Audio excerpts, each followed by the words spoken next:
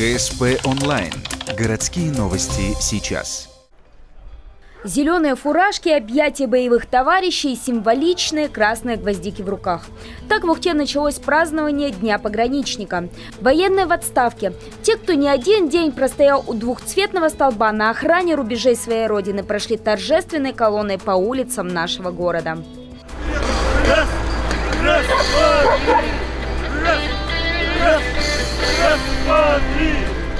Начало церемонии традиционно сопровождается возложением цветов возле вечного огня.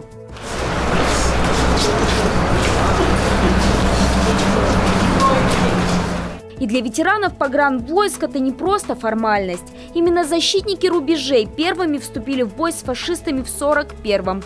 За годы войны, по примерным подсчетам, 60 тысяч предшественников сегодняшних пограничников погибли, защищая границы государства. Ну а сегодня все, кто причастен к празднику, стоят у стелы в честь погибших, торжественно вспоминая их славные традиции.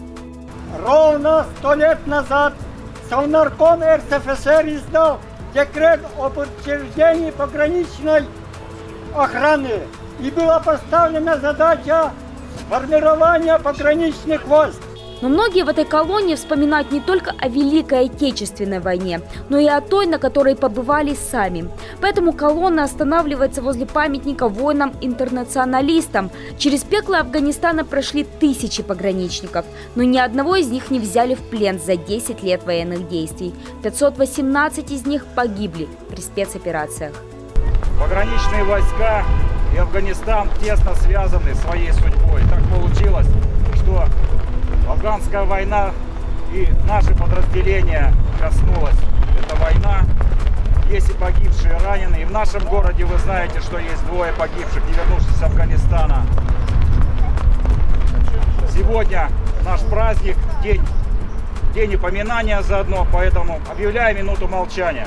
Пожалуй, в знак уважения к их подвигу именно с этой части истории Советского Союза начинается вечернее гуляние в парке Кио.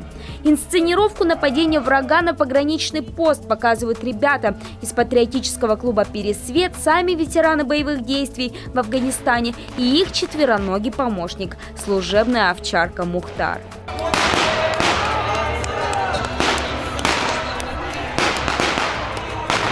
Ну и в завершении праздничного дня в подарок всем ухтинским пограничникам – концерт творческих коллективов.